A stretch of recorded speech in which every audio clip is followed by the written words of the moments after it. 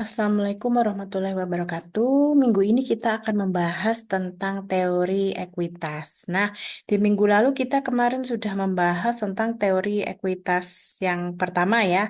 Jadi ada entity teori dan juga teori kepemilikan. Nah, kalau teori kepemilikan itu berfokus pada pemilik dan pemegang saham. Kalau entity teori itu sudah memisahkan antara perusahaan dan kekayaan pemilik gitu ya.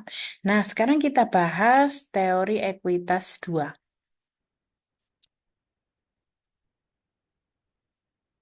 Oke, jadi ini teori-teori dalam pelaporan keuangan ya yang akan kita bahas. Jadi ada tiga, residual equity theory, enterprise theory, dan fund theory. Jadi di sini dijelaskan bahwa pelaporan keuangan itu dapat disusun dari berbagai perspektif ya.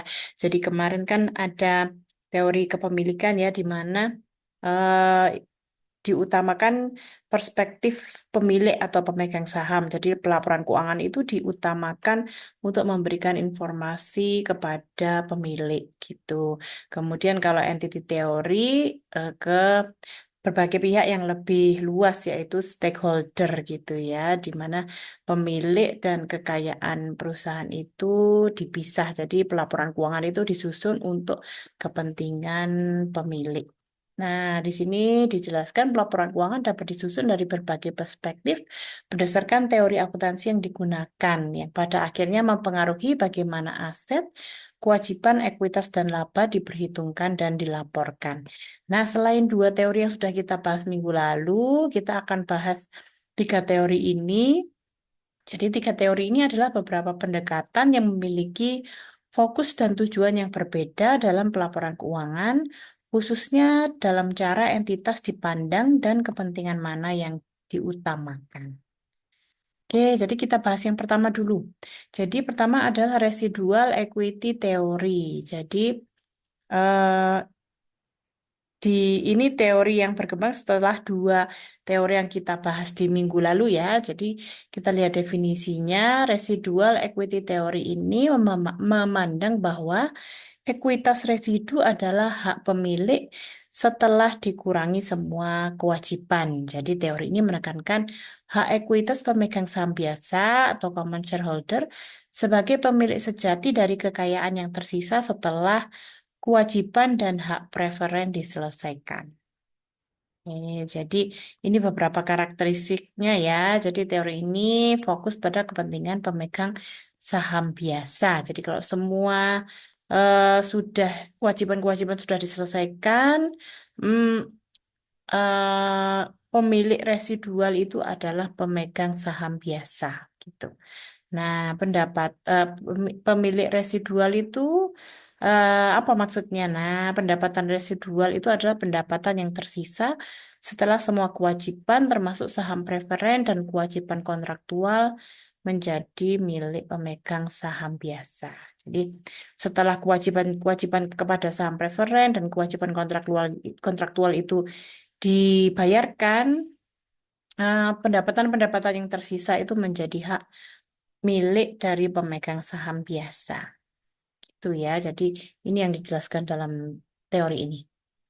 Nah, aplikasinya adalah teori ini cocok dalam konteks ketika perusahaan memiliki struktur modal yang kompleks. Jadi ada pemegang saham preferen, pemegang saham biasa gitu ya. Kemudian ada juga kreditor. Nah, ketika ada pemilik berbagai jenis pemilik modal, maka teori ini dapat diterapkan.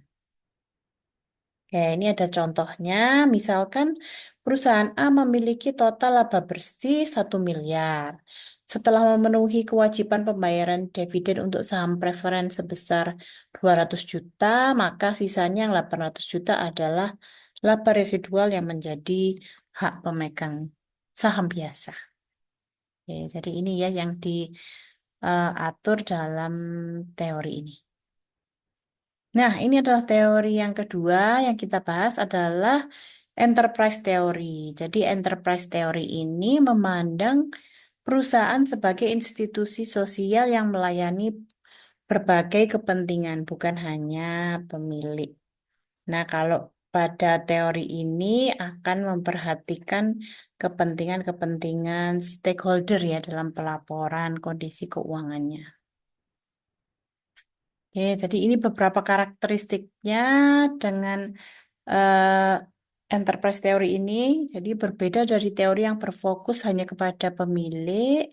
Enterprise teori berusaha memasukkan semua kelompok kepentingan yang terkait dengan perusahaan, termasuk karyawan dan masyarakat, eh, karyawan dan masyarakat. Nah, ini harusnya poin selanjutnya ya. Laba sebagai sumber untuk kelompok yang lebih luas. Jadi kalau yang tadi teori yang sebelumnya ini dijelaskan bahwa mm, laba itu sebagai pemilik dari pemegang saham. Nah, di sini dijelaskan sedikit berbeda ya bahwa laba itu sebagai sumber untuk kelompok yang lebih luas. Jadi untuk alat untuk melayani kepentingan sosial yang lebih luas, bukan hanya kepentingan pemegang saham. Nah, ini aplikasinya yaitu diterapkan pada perusahaan yang ingin menunjukkan tanggung jawab sosial dan memberikan informasi yang relevan bagi berbagai pihak seperti perusahaan BUMN atau perusahaan yang bergerak di sektor publik. Jadi labanya itu tidak hanya untuk pemegang saham, tapi juga dialokasikan dalam bentuk tanggung jawab sosial. Itu ya, biasanya perusahaan BUMN atau perusahaan yang bergerak di sektor publik itu penting untuk menerapkan hal ini. Contoh penerapannya dalam laporan tahunan perusahaan yang berlandaskan enterprise teori, informasi tambahan seperti tanggung jawab lingkungan, manfaat untuk karyawan, dan kontribusi terhadap masyarakat akan dimasukkan selain hanya informasi keuangan. Jadi ini sudah berkembang ya dari teori yang sebelumnya yang hanya memperhatikan kepentingan pemegang saham. Di sini semakin luas bentuk pelaporan keuangannya. Jadi tidak hanya informasi keuangan, tapi pelaporan keuangannya itu juga berisi tentang tanggung jawab lingkungan, manfaat untuk karyawan, dan kontribusi terhadap masyarakat. Oke, yang terakhir adalah fun teori. Kita lihat definisinya. Nah, ini juga ketika di awal dulu, ketika tugas membuat poster juga ada kelompok yang menjelaskan tentang fund theory ya. Jadi fund theory ini berfokus pada pengelolaan dana atau sumber daya yang dimiliki oleh suatu entitas yang seringkali digunakan dalam organisasi nirlaba, pemerintah, atau lembaga publik. Jadi dalam teori ini, pelaporan keuangan diarahkan untuk menunjukkan bagaimana dana dikelola dan digunakan. Ini karakteristik utamanya, jadi ada beberapa karakteristik ya. Pertama, pendekatan berbasis dana. Jadi menitik beratkan pada sumber dana yang spesifik dan penggunaannya. Jadi setiap dana dianggap sebagai entitas terpisah dalam akuntansi. Nah, kita lihat lebih lanjut penjelasannya ya. Jadi laporan itu disusun untuk menunjukkan posisi keuangan dari berbagai jenis dana. Misalnya dana pembangunan dijelaskan tersendiri secara rinci, kemudian dana operasional juga dijelaskan secara rinci dan juga dana hibah. Biasanya lembaga-lembaga pemerintahan itu mencatat laporan keuangannya seperti ini ya. Dia pisahkan sesuai peruntukannya dananya dan juga dilaporkan masing-masing secara detail. Nah, ini aplikasinya digunakan dalam lembaga pemerintah atau organisasi nirlaba yang memiliki sumber dana terbatas dan perlu menunjukkan transparansi dalam penggunaan dananya. Gitu. Jadi, fund teori ini menjelaskan tentang pentingnya melaporkan penggunaan dana sesuai dengan sumber dananya, begitu. Berikut contoh penerapannya dari Van Teori. Laporan keuangan lembaga amal yang memiliki berbagai sumber dana akan mencatat penggunaan dana donasi untuk keperluan program sosial tertentu, sedangkan dana operasional dipisahkan untuk keperluan pengelolaan kantor gitu ya. Jadi ini lembaga amal, dia memiliki sumber dana, beberapa sumber dana yang berbeda-beda. Kemudian dia akan mencatat sesuai dengan sumber dananya. Kalau dana donasi, ya dicatat dan dipergunakan untuk keperluan program sosial.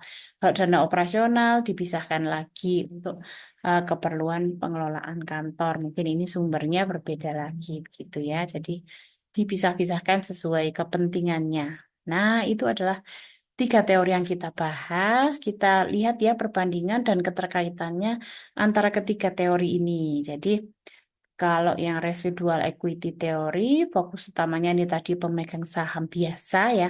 Setelah semua kewajiban dan juga hak-hak dari pemegang saham preferen dibayarkan, sisa labanya itu adalah milik pemegang saham biasa.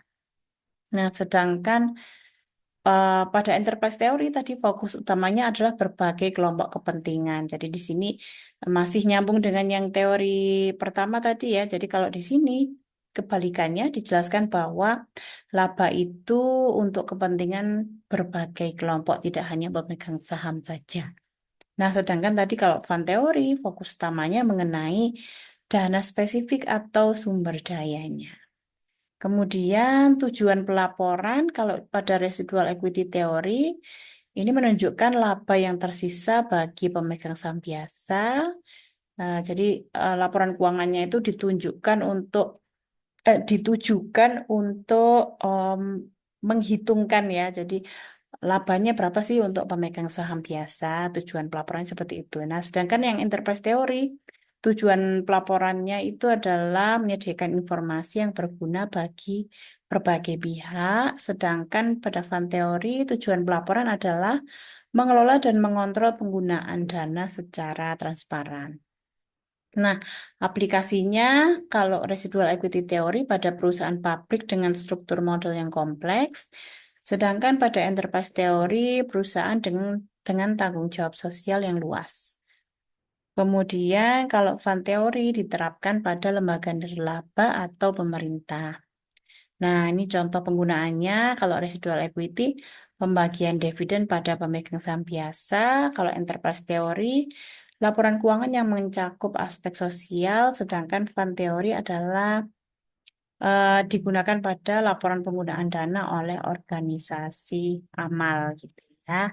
Nah, itu tadi tiga teori tambahan ya yang sudah kita bahas. Jadi sudah cukup banyak ya berbagai teori yang sudah kita bahas sampai pertemuan hari ini. Nah, setelah ini silakan mengerjakan latihan pertanyaan-pertanyaan untuk menguatkan pemahaman mengenai teori yang sudah kita bahas. Nah, insya Allah minggu depan kita akan coba mencari penelitian-penelitian yang menggunakan ketiga teori ini. Itu ya, terima kasih atas perhatiannya. Assalamualaikum warahmatullahi wabarakatuh.